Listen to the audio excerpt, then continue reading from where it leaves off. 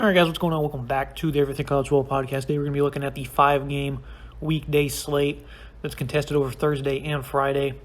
It's a pretty underrated slate, in my opinion. Kicking things off, Marshall travels to play Appalachian State on a Thursday night in Boone, North Carolina. 7-point spread right now. The Mountaineers are the favorites. Last season, the Marshall defense was pretty good. Navy had 337 yards on the run. Had nearly 80 carries, though, so, I'd say they managed it pretty well for that many attempts. But the Marshall defense, the jury's still kind of out on them. ECU, the best offense they've played through the first 4 weeks, torched them last week. 560 yards over that of offense, ran for over 4 yards per carry. Holt and Layers torched them through the air, 300-plus, 3 scores. They are number one in FBS with 15 different players. Number one in FBS with sacks. 15 different players have recorded at least half a sack. Linebacker Eli Neal, he leads them with 3. He also has 24 tackles. Second on the team, is Shane Simmons from PSU. Jamari Edwards, he's their biggest defensive tackle, 275. He's been very good. 4 QBs hurries, 13 tackles. Overall, though, this defensive line has like 0 size. 275, as I just mentioned. He's their biggest defensive tackle. And I think he might be their biggest defensive lineman as a whole, I think that is. A very big size advantage for Appalachian State. Everyone's at least above 290 in terms of weight. And this running game is very good, averaging 180 yards per game. Typical Appalachian State fashion. Cam Peoples and Nate Noel, this duo is phenomenal. Miami held them in check a little bit, but Peoples still had a good touchdown run. They were also able to make a lot of good plays in space with defenders around them that kept drives going. So, very good duo of backs. I think they're going to have a very good matchup here with Marshall. Chase Bryce, you look at the quarterback for Appalachian State. He was a turnover machine last year at Duke. He had more interceptions than touchdowns. I think he had 14 or 16 picks. It was pretty bad for Chase Bryce.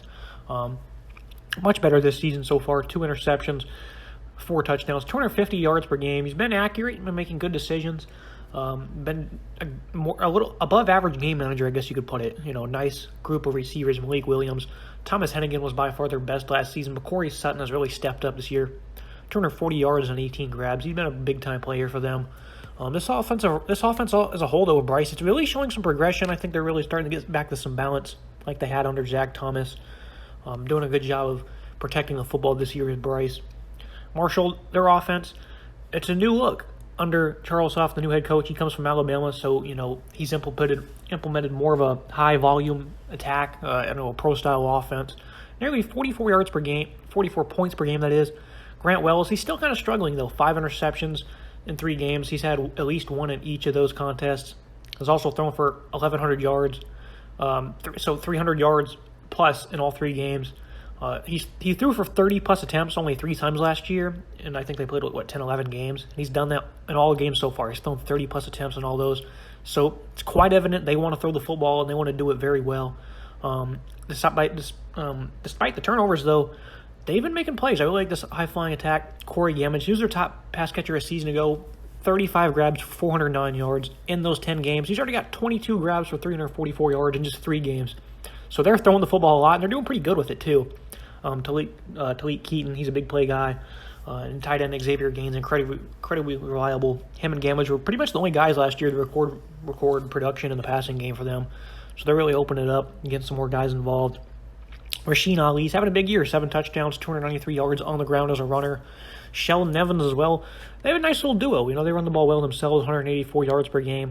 They do have a senior at center. And the left side is also senior, so a veteran offensive line for the Thundering Herd. Even after the loss of Kane Marshall, it's a pretty solid unit.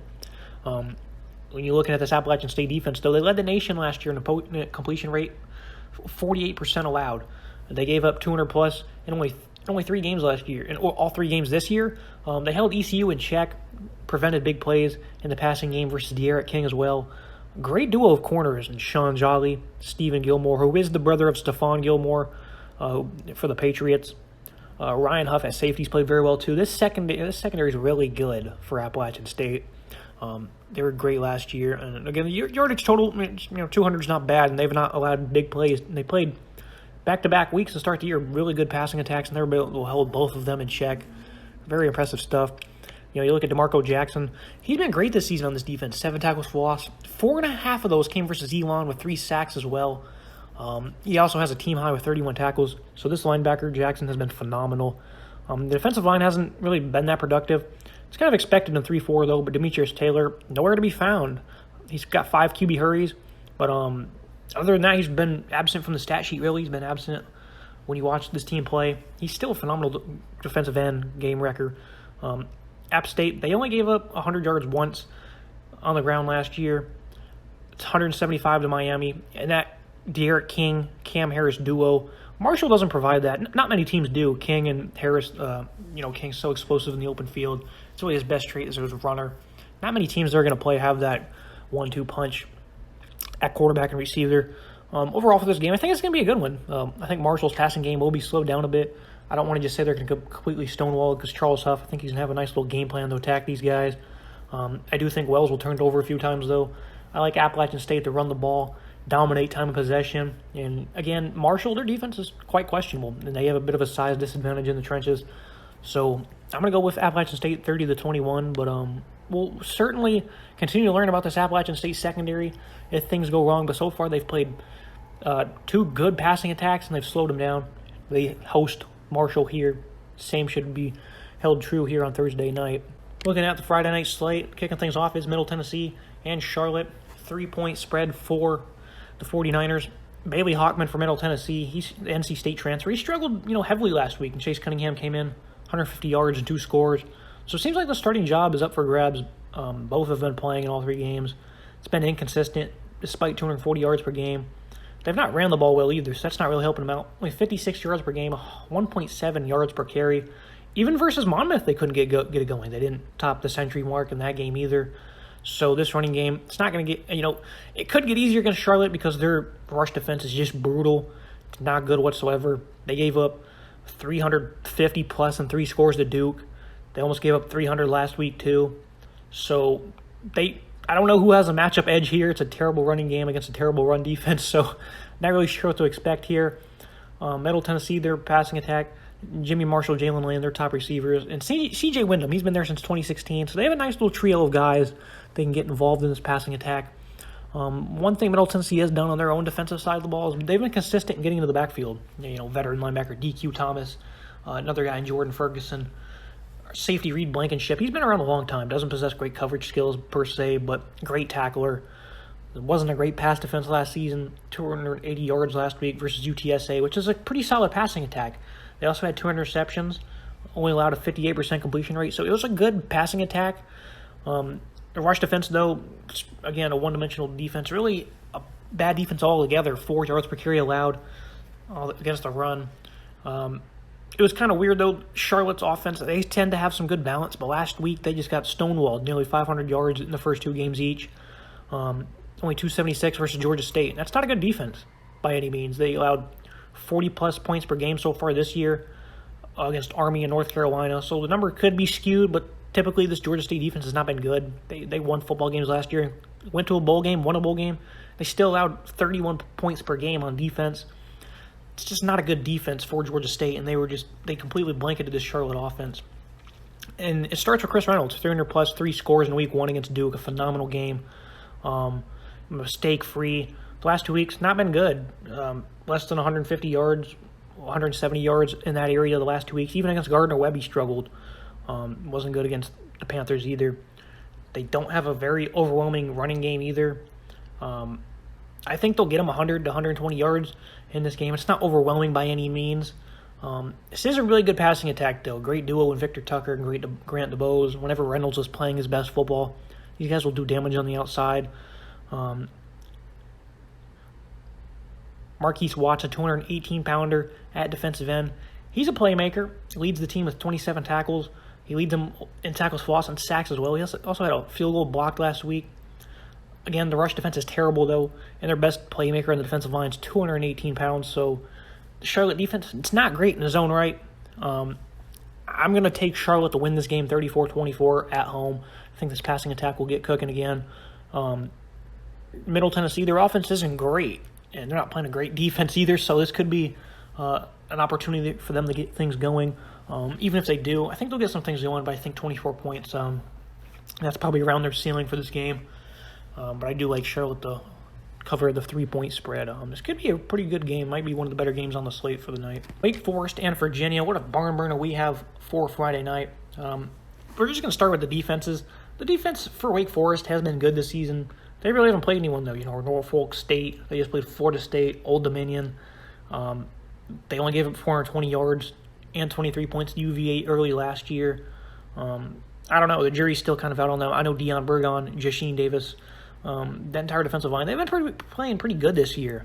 And the Wake Forest defense does have some veterans. Luke Masterson, Ryan Smenda, linebacker, Jasir Taylor. The Demon Deacons, they've really been a ball-hawking unit, though, this season. 6 interceptions in 3 games, all without Nick Anderson. He's injured. I'm guessing he still is. I haven't seen an update that indicates otherwise. Big addition at safety if he can come back. He was a phenomenal freshman last year. Kalen Carson, I don't know if I just mentioned him. He's really stepped up at corner this year, big time. Already 6 plays on the ball, 4 pass breakups, 2 interceptions. He's been really good as a freshman for them. You look at Virginia's defense, it's just not good, as simple as that. Joey Blunt at safety, he'll be back for this game. Noah Taylor at linebacker. Those are the best playmakers on this unit. They just gave up 700 yards, though, to North Carolina. 300 and 300 on the ground and through the air. They gave up a lot of yards in 2022, especially towards the back half of the year. It's not a good defense for Virginia. You look at their offense, though, it's phenomenal. Brendan Armstrong, he's averaging 432 yards per game through the air. Had 550 last week against North Carolina. He's also running a lot less, He's a blazer in the open field, which is crazy. He's only got a handful of rushing attempts this year compared to how many he had last year. Significantly down on the yards per game, or attempts per game, that is. I think it's about 6 this year, and it was about 14, 15 last year. So they're trying to keep him in the pocket. They want to keep him throwing the ball, and he's done a phenomenal job this year doing it. The running game's not good. 22 carries for 24 yards last week, not good at all. Wayne Tagovailoa, though, he scores a lot at running back. I think he had double-digit touchdowns. Was it last year or the year before? I think he's got 25-plus to his name in his career, so he scores touchdowns. At receiver, unfortunately, Lavelle Davis, he's been out all year. He's going to be out all year. Last year, he was their big play receiver. But Dontavion Wicks, he stepped up immensely. Davis averaged 25 yards per catch last year. Wicks is averaging 24. So he's filled in as their big-time deep threat. 346 yards and 2 touchdowns on 14 grabs. That's really impressive. Billy Kemp, a veteran. Jelani Woods at tight end. They have some good weapons. And then Keaton Thompson, I watched him a couple years ago as Mississippi State's quarterback. He played so good as a thrower. He was running the ball very well. Very physical runner. Never panned out there at quarterback. Never panned out at quarterback here. They've carved out a role for him. He's a running back. He's the 2nd leading rusher. He's also the 3rd leading receiver, I believe. Keaton Thompson getting involved in any way possible. I don't know if he threw a pass. I know they wanted him to throw a pass last week. He lined up at quarterback. So he's kind of a gadget player for them. Runs really tough. You can see him get some goal line touches. Really excited to see the year Keaton Thompson has. The over-under in this game was at 70 down to 68.